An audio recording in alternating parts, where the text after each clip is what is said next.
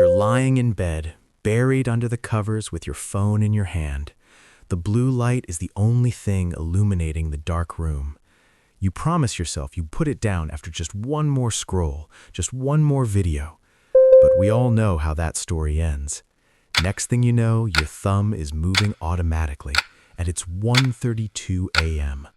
You've just finished watching 3 random YouTube videos about things you don't even care about, stalked an old friend's Instagram from 5 years ago, and read the same depressing news headline twice. Your eyes are heavy, but your brain is wired, restless, and buzzing with information. And the worst part is, you're not even enjoying it. You're just stuck in a loop. I lived like this for years, trapped in a cycle that felt impossible to break.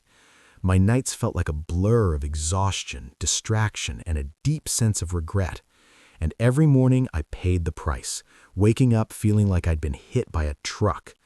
But one simple change, creating a night routine that actually worked for me, completely changed the way I sleep, the way I wake up, and the way I live my days. It wasn't just about sleeping better, it was about reclaiming my dignity and my time.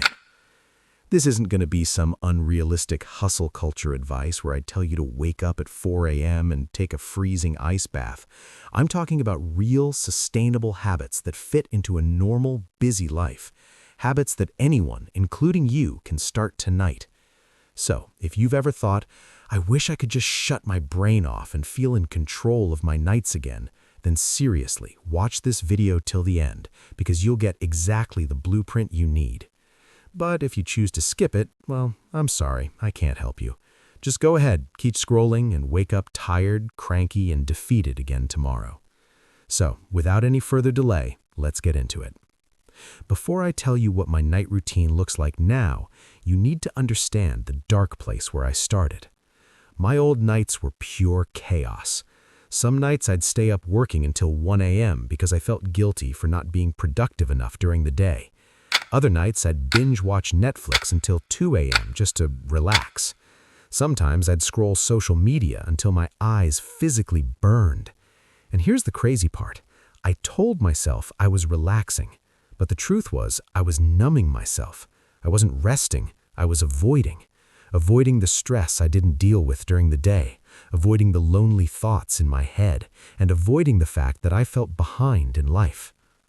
Step 1. The shutdown ritual. Most people end their workday by not actually ending it. They just slowly fade into the night with their work stress still lingering in the back of their minds. Here's my shutdown ritual to prevent that. I close my laptop with intention. I make a quick list of what I didn't finish and exactly what I'll start with tomorrow. Then I physically leave my workspace and don't look back. It's a psychological signal telling my brain we're done for today. The shop is closed. For example, my cousin who runs a small business used to answer customer messages at midnight. Now she sets a last check alarm at 8:30 p.m. After that, work is dead to her. She says her anxiety dropped and her sleep quality improved in just 1 week. Step 2 is about your environment. I'm not talking about a deep spring cleaning here. I'm talking about a quick 5 to 10 minute reset of your immediate surroundings. Dirty dishes, put them in the sink. Clothes on that magic chair, hang them up. Desk messy, clear the visual noise. Why? Because waking up to a messy space is like starting your day with a long to-do list already screaming at you. When I started doing this, I noticed something weird. I actually started sleeping deeper. It's as if by clearing my room, I was also clearing the cluttered corners of my mind. Step 3 is the digital detox. This step is arguably the hardest, but it's undoubtedly the most powerful. No phone for the last 30 to 60 minutes before bed. Not just less phone, 0 phone. Here's the science. When you check just one thing, your brain starts consuming information, dopamine spikes, and that wakes your system up instead of winding it down. A friend of mine replaced her late-night scrolling with a physical paper book, and she reported falling asleep 40 minutes faster than before. If you're addicted to that midnight scroll, try charging your phone in another room. I charge mine across the room so I physically can't reach it from under the covers. Step 4. Mind declutter and planning. Ever lie in bed replaying embarrassing conversations from 3 years ago or remembering random tasks you forgot to do? That's your brain trying to hold on to too much information because it's afraid it will forget. To fix this, I do a mind dump. I write everything down on a simple piece of paper: thoughts, tasks, ideas, worries, everything. Once it's on paper, the brain feels safe to let it go. Then I finish by writing 3 things I'm grateful for.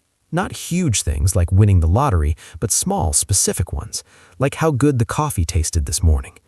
This shifts your brain's frequency from survival mode to peace mode. Step 5 is the wind down window. After the planning is done, I enter what I call my wind down window. I dim the lights, maybe light a candle or have a warm cup of herbal tea, and sometimes put on soft ambient music. This is where I let my body know through sensory cues that it is time to rest. There is absolutely no rushing allowed here. No just one more quick email. It's like landing a massive plane. You don't just slam it onto the runway, you descend slowly and gracefully. By the time my head hits the pillow, my body is already halfway to sleep. Step 6 and 7, stillness and sleep hygiene. The final layers are mindful moments and sleep hygiene. Some nights I meditate for 10 minutes, focusing only on my breath. Other nights I just sit in total silence. The method doesn't matter as much as the stillness itself. Even 5 minutes of being truly present can shift your whole mood. Finally, I stopped treating sleep as an optional luxury and started treating it as a non-negotiable requirement. I keep my room dark, quiet, and cool. I protect my sleep schedule like it's a high-stakes board meeting because I know when I sleep well, every other part of my life functions 10 times better. If you take only one thing from this video, let it be this: your nights don't just end your day, they create your tomorrow. Since creating this routine, my mornings are no longer a race against the clock. They are calm and focused. If you're still here, it means you're ready for a change.